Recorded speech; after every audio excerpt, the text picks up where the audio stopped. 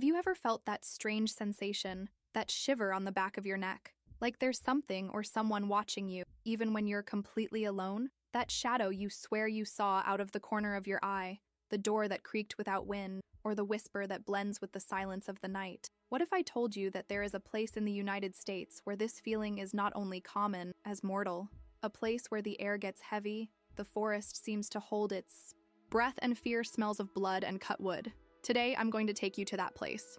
A bridge forgotten by many, but which is still the scene of one of America's scariest and most disturbing stories. A case so bizarre, so inexplicable, that it looks like a horror movie script. But it is not. Everything you'll hear here.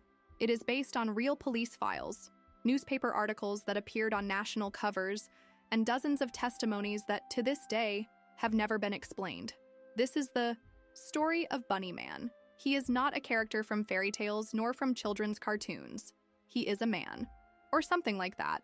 A sinister figure that appears in the shadows, dressed in a grotesque and tarnished rabbit costume, always wielding an axe. He doesn't speak. It does not negotiate. He threatens. He pursues. And then it disappears without a trace. For decades, residents of the quiet state of Virginia have reported terrifying encounters with this figure. The police opened investigations that ended up in dead ends. National newspapers covered the attacks, spreading panic from coast to coast. Entire families, terrified, moved neighborhoods, cities, leaving everything behind, just to escape the shadow of the rabbit. But even with all this proof, with the real axe as evidence, no one has ever been able to capture him, not even discover his true identity. And the scariest thing? He continues to be seen to this day. If you think this is just another urban legend, think again. While most of these stories we tell around campfires are based on exaggerations or local folklore, the case of the Bunny Man is different. It begins with real documented attacks, where victims were chased and threatened with an axe by a man in bunny costumes. And then, it turns into something much darker. Something that mixes true crime, psychological breakdown, living legend, and maybe even the supernatural. This bridge, located in an isolated forest in Fairfax County, Virginia, has become a true symbol of American terror, the kind of place you see in documentaries about serial killers, secret cults, or portals to another dimension. The kind of place where, when night falls, the whole forest seems to hold its breath, waiting for the next move. Reports of muffled screams coming from the bush, ghostly apparitions and shadows rising and disappearing behind the trees have been accumulating for years. People who swear they saw a pair of eyes glowing in the dark, watching every step of those who venture there. Witnesses who describe a metallic smell of blood in the air, a cold and inexplicable breeze, before they even hear the dry cracks of the wood being cut by an invisible axe. And who got too close? He says he was never the same again. The marks on their minds are as deep as those the Bunny Man left on doors, cars, and the land itself. What is behind this case? Was it just an unhinged man playing assassin? A vengeful spirit that refuses to rest, haunting the very forest where it met its end? Or an inexplicable phenomenon, something that completely escapes human logic, a manifestation of pure terror? The truth is that no one knows for sure, but everyone agrees on one thing: this story is not over, and maybe you'll find out why. Even today, decades later, no one crosses this bridge after midnight. Fasten your seatbelts, turn off the lights, and keep your eyes peeled, because what comes next will make you question what's real and what should remain buried in the dark. Imagine being in the comfort of your car, walking home from a random event, perhaps a lively college football game, or a quiet family dinner. The road is empty, the sky dark and silent, dotted with stars. The night seems ordinary, promising only rest, until you decide to stop the car for a few moments, and suddenly everything changes. The darkness, once welcoming, turns into a palpable threat. Silence becomes an omen, and before you can understand what's going on, you're confronted with something that challenges everything you know about safety, reality, and sanity. That's exactly what happened to Air Force Cadet Robert Bennett and his fiancée one night on October 19, 1970, in Fairfax County, Virginia. An ordinary couple, with an ordinary life, driving through a region in transition between rural and suburban. The area, known as the Guinea Road, was a tangle of old farms that were slowly being swallowed up by new subdivisions and construction. Nothing indicated that this would be the night that would mark them forever. They stopped the car next to an open field near a relative's house. The air was fresh but comfortable. Little did they know that, at that moment, They were about to become the protagonists of one of the most disturbing cases in modern American history. While the engine was still roaring gently, Robert sensed an instinct. Something. A shadow. Slow. Dense. He saw her in the rearview mirror, moving behind the vehicle, on the dark edge of the field. At first, he thought it was a person walking, perhaps a large animal, but there was something wrong. Instinct spoke louder. And when he turned to try to get a better look, to check what that unsettling presence was, the passenger side window exploded into 1,000 pieces, projecting sharp shards all over the interior of the car, hitting his fiancée. Her scream mixed with the frightening noise of the impact. And then, he appeared. A man, or something like a man, furious, completely out of his mind with an uncontrollable rage. He shouted rambling things about trespassing, uttering threats in a guttural, distorted voice, with an axe in his hands. And most disturbingly, he wore a rabbit costume. But it wasn't a cute, childish costume. It was something bizarre, dirty, matted, perhaps white or gray, with pointed ears that moved with the head. A grotesque contrast between the innocence of the figure and the violence, the fury he emanated. Before they could react, before the shock let them breathe, the attacker threw the axe at the car and dropped it into the vehicle, through the broken window. A quick, precise, terrifying gesture, which showed a strength and an intention to cause harm. Robert didn't wait for explanations. Panic overwhelmed him. He put the reverse and ran away as fast as he could, leaving behind the trail of glass and the metallic smell of fear. They went straight to the nearest police station. They told everything amidst sobs, and the trembling that still overwhelmed them. Fear was stamped on their faces. But those who heard them, the police officers on duty, had a hard time believing it. A man dressed as a rabbit, attacking people with an axe in the middle of the night? It sounded like delirium, a hallucination, or some early Halloween prank. But then, they presented the irrefutable proof. The real axe, thrown into the car, was there, cold and heavy, like a silent witness. The police launched an investigation, but without great urgency. The story seemed out of place. They collected the statements, analyzed the axe, but skepticism was great. After all, it was close to Halloween, the time of pranks. Who in their right mind would attack someone dressed as a rabbit? But the truth is that the facts were there, and the strangeness of the report was precisely what made it so difficult to ignore. Until, 10 days later, another report rekindled the alert and threw disbelief to the ground. On the night of October 29, 1970, night security guard Paul Phillips, who was working at a construction site in Kings Park West, very close to Guinea Road, had his own encounter. He was making his usual rounds among the still unfinished structures of new houses that would be built under the dim light of his flashlight when he saw a figure standing on the porch of one of the houses under construction, property, silent. By observing it directly, as he shone with the flashlight, Phillips realized that it was someone wearing the same kind of disturbing costume, the bunny outfit, but in a grayer, darker hue, with glowing red eyes in the darkness, an almost demonic look. But now, the aggressor was holding an even larger axe with a long handle. Paul, a man accustomed to night work and its dangers, felt a chill down his spine. It wasn't a person joking. It was something much more sinister. Without saying a word, the figure began to destroy part of the balcony of the house. He struck the wood with a brutal force, a dry and repetitive sound echoing in the night, as if he were in a trance, in an uncontrollable rage. And only after causing enough damage with pieces of wood flying around did he speak. His voice was dry, hoarse, with an undeniable threatening tone. "You're invading. If it gets closer, I'm going to cut off your head." Paul Phillips had no doubts. Being unarmed, he knew that his life was worth more than his salary. He left everything behind and went straight to the police, reporting every detail. The man's height, about 1.75 molar to 1.80 mours. The weight, approximately 80 clawler, the type of clothing, and of course, the axe. Now, with two similar reports, with such coincidental details, the situation is no longer treated as a joke or Halloween prank. Fairfax County officials were compelled to investigate more seriously. Patrols were intensified, neighbors were questioned, but nothing appeared. No suspects, no proof other than the reports. The case began to be treated as an urban legend, but, with a terrifying difference. The reports did not stop.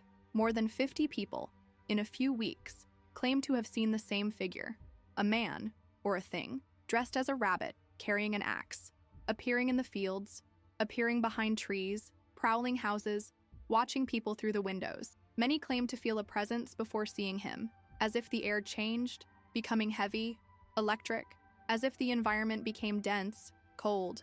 Some reported panic attacks, others had sleep paralysis, swearing they saw the silhouette of the rabbit in their bedrooms. Many began to dream about him, even without ever having seen him in person. Fear spread like a silent plague, and soon the story reached the media, not only to local newspapers but to the prestigious Washington Post. Scary headlines graced the pages. Man in rabbit costume wanted in Fairfax. It was official. The bunny man existed, at least in the collective imagination of an entire community. Over time, newspapers began to report new cases almost daily. Bunny man reappears. Reports multiply. The shadow of the rabbit continues to haunt Fairfax. He was no longer just a stranger lurking. It had become a cultural entity, an icon of modern fear, something that invaded not only the backyards and dark streets, but also people's deepest nightmares. Fairfax County, with its quiet history and quiet suburban appearance, has changed its atmosphere. The surrounding forest, previously ignored, is now avoided at all costs. The Colchester Overpass Bridge, or as it became known, the Bunnyman Bridge, where many said they saw the figure, where the reports were more intense, became a living legend. During the day, it was just an old structure, made of iron and concrete, that crossed a road. But when night fell, she seemed to breathe. He seemed to be watching. People began to visit the place, driven by curiosity, in search of answers or a dose of adrenaline. But others swore that whoever entered there with bad intentions, it didn't come out the same. The fear turned into a collective hysteria. Houses began to install more outdoor lights, as if they were shields against darkness. Children were forbidden to go out at night, at the risk of the rabbit man taking them. Entire families, unable to bear the terror, left the city.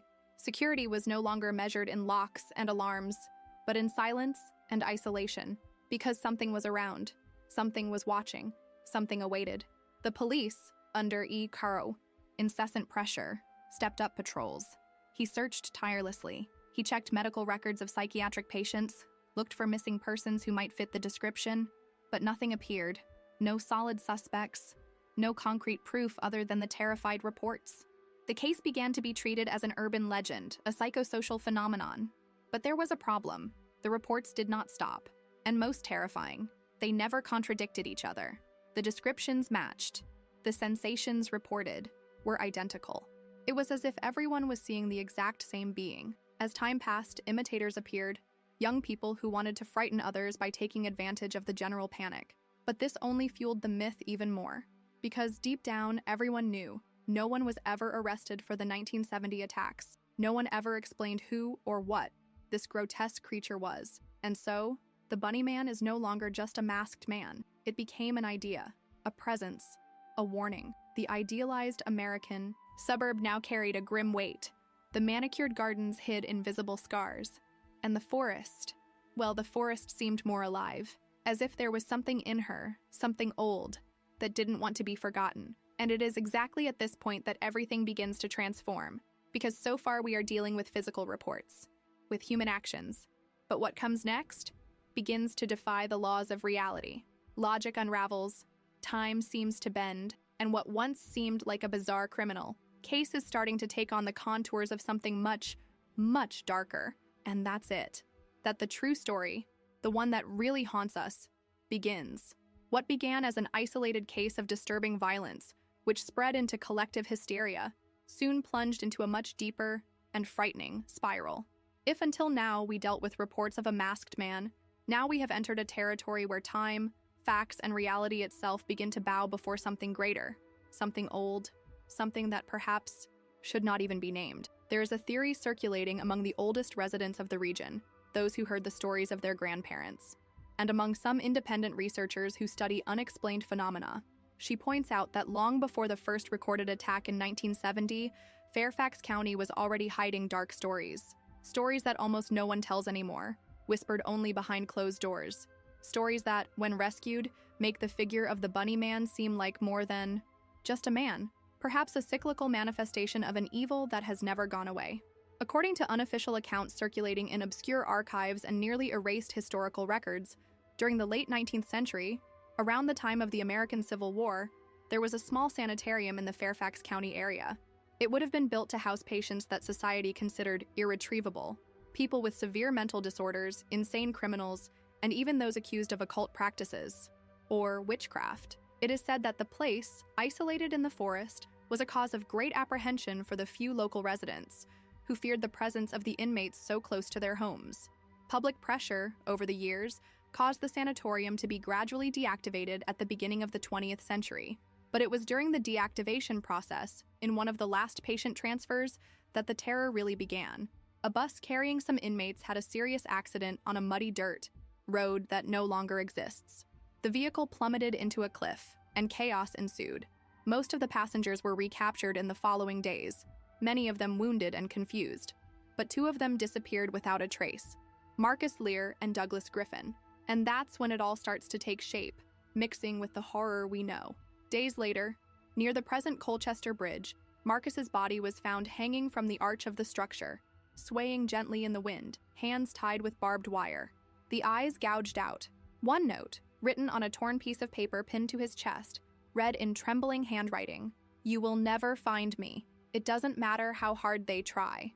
The note was signed with only one mark, a rudimentary symbol of rabbit ears drawn in dried blood. The police at the time, if you can call it an investigation, quickly concluded that Marcus had been killed by Griffin, the other fugitive, in an act of extreme madness. But Douglas Griffin was never found. Never. It dissolved. Into the forest. And that's where the whispers are born, the stories spoken between teeth, that Griffin never left the forest, that he merged with her, that it has become part of something bigger, more evil, a spirit of hatred, madness, and violence, fueled by the collective fear that has settled in the region. Fast forward to the 1940s. On a cold Halloween night with the mist rising from the forest floor, 6 teenagers, looking for a cheap thrill, decide to test their mettle. They go to see Colchester Bridge, already known among some young people as the Forbidden Bridge, the place where strange things happened. They wanted to challenge themselves, to prove that they were brave, to tell ghost stories. They never returned home. The next morning, their bodies were found strewn under the arch of the bridge, torn apart, as if a beast had attacked them, mutilated, shattered, and again, a bloody note left at the scene. "I'm still here." The police at the time tried to cover it up. The local press hushed up the case, afraid of causing panic. But history, like a virus, escaped through the cracks of official silence. It took on a life of its own, being told by word of mouth for generations. And when the real attacks of 1970 happened, all of that returned, like a wave held back for decades, which now threatened to engulf the entire city, connecting the dark past to a terrifying present. And what about the 2000s? The legend of the Bunny Man never died, only hibernated. In 2011, on a Halloween night, more than 300 people gathered on Colchester Bridge for a kind of mass terror vigil. A low-budget film, ironically named Bunny Man, had recently been released, and the legend was back in the popular imagination in full force. But that night, something strange happened. Reports have emerged of visitors who have fallen ill, who have heard whispers coming from the middle of the forest that seem to call their names, who swear they have seen a motionless figure in the shadow of the bridge, watching them from afar. The authorities were forced to set up a massive blockade with dozens of police cars. The bridge was closed for more than 14 hours, an extreme measure that has never been fully explained. No official reason was given for the closure. Was it just to control the crowd, or to contain something that could not be explained? Other, more obscure and geographically distant accounts tell of a bloodied rabbit uniform found in a locked closet in an abandoned police station in England, an item linked to a case of inmates who were allegedly attacked by a rabbit man in the middle of a maximum security cell. And even though it may seem far away, many experts in urban folklore believe that the Bunny Man's manifestations are not limited to Virginia. They just have their most active epicenter there, a point of convergence of a dark energy. But what if all this isn't just coincidence? Some say that the Bunny Man is an entity, something that feeds on a collective fear, the repetition of history, the belief that he exists, a kind of tulpa, as they say in Tibetan occultism, a being created by intense concentration of thoughts and emotions. If this is true, the more people who hear, tell, and fear this story, the stronger it becomes, the more real it manifests itself, a nightmare that takes shape with each new victim of curiosity. Others believe that we are facing a cycle of generational trauma, that someone, perhaps descended from Douglas Griffin, the original fugitive, or from a family connected to that place, kept alive the legacy of violence and madness, that the forest holds this pain like a poisoned soil holds rotten roots, that each generation at some point produces its own Bunnyman, a distorted copy of the original fear, perpetuating the horror. And there is, of course, the most rational explanation, although no less terrifying. A young man, a boy born in the forest, raised on the margins of society, perhaps isolated, and with psychological problems, who saw the city grow, the fields become streets, the trees become houses, that hated the invaders, the outsiders who took his territory, who used the legend as a shield, as a mask to terrorize, who perpetrated the first attacks and inspired all the others. Someone who knew where to hide, who knew every secret trail of the forest, every hiding place. That could appear and disappear in seconds because that was his world, his domain. But that doesn't explain the reports and crimes before 1970, does it? Neither the events after his possible death, nor the fact that he was never caught. It does not explain temporal and geographical coincidences, nor the visceral, inexplicable terror that seems to emanate from the bridge, even when it's completely empty. Perhaps there are places in the world where the laws of reality are weakened, where fear takes physical form, where stories become flesh and nightmares become real, and if that's the case, perhaps Colchester Bridge is not just a scenery. Maybe it is the door, and what's on the other side? He's just waiting for someone to tell the story again. If you've made it this far, I want to know, what do you think of all this? Do you believe that we are dealing with a deranged mind, a masked killer who still lives in the shadows? Or something much older and sinister, something that defies our understanding of reality? They never found the man with the axe. They never explained the screams coming from the forest. The sightings that continue to haunt the place have never stopped. Colchester Bridge is still there, silent, but loaded with a history that does not want to be forgotten. The forest continues to surround that piece of road as if it kept an ancient secret, a pact with terror. And Bunnyman, well, it still exists somewhere between reality and what we prefer not to believe. As much as they try to rationalize, as much as skeptical scholars say that it was just an isolated case of collective hysteria fueled by horror stories told around the campfire, the facts continue to knock on the door. There are police records. There are newspaper articles. There is evidence. There is a trail of fear, confusion, and silence. The kind of silence that bothers you, that weighs. And perhaps the most disturbing thing is precisely that, the fact that no one can explain it, that after decades the case still hangs like a shadow over Fairfax County. The bridge is avoided to this day, especially at night. There are those who change sidewalks if they need to pass near that region, who doesn't even mention the name of the Bunnyman out loud. And it's not out of mere superstition, it's for survival. You must be wondering, but why didn't anyone catch this man? Why, in the age of security cameras, drones, digital tracking, and advanced forensic investigations, has no one ever been able to capture a single true image of him? No clear video? No indisputable audio? Not even a fingerprint that could identify him? And the answer, perhaps, is precisely the most frightening, because he is not limited by the rules of this world, or because he has already been caught, but no one survived to tell it. There is something wrong in that place, something that defies logic, that mocks science, that hides among the trees and arises when fear is highest. Colchester Bridge is one of those places that seems to have been left behind by time, a portal to a dark side of reality. And places like this usually keep more than memories. They usually keep things that should not be awakened, entities, energies, or echoes of an evil that refuses to die. Some say that he only appears when someone new hears his story. Others swear that the mere act of thinking about him is enough to call him. And there are those who say that you don't choose to find the Bunnyman. He chooses you. What if it's true? What if this story we just told is more than entertainment? What if this video is some kind of modern ritual, an invocation disguised as curiosity? Because now, you know. Now, you heard it. And there is no way to unhear something like this. That story is part of you now. Do you believe that all this is just a coincidence? Or are there places that really hold an old and forgotten evil? A type of energy that accumulates, that pulsates, that breathes, waiting to be fed again by fear and attention? Think of the stories we tell on this channel. Unsolved mysteries, crimes with paranormal footprints, accounts that have never been solved. Are all these events really isolated? Or is there a pattern? What if Bunnyman is just the beginning? A piece of a much larger puzzle that ties together chilling stories around the world. A web of unexplained events that have more in common than we realize. A trail of terror that spans centuries. There are archives. There are names. There is a horror trail that goes far beyond Virginia.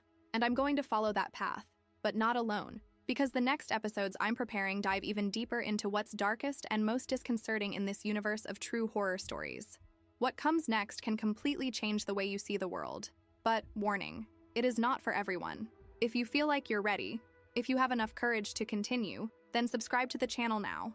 Turn on notifications so you don't miss any of the next chapters of this journey. Share this video with someone who also needs to know this story, who needs to feel the same shiver. And above all, comment below what you think. Do you believe it? Do you doubt it? Have you ever heard something similar in your city? Some legend of a sinister figure that prowls? He writes in the comments the phrase, "He's still there." I want to see who is really ready to move forward. But remember, some doors, when opened, they never close themselves again. And some bridges, when crossed, do not allow return. The story of the Bunny Man may have ended here in this video, but the shadows he left barely began to move.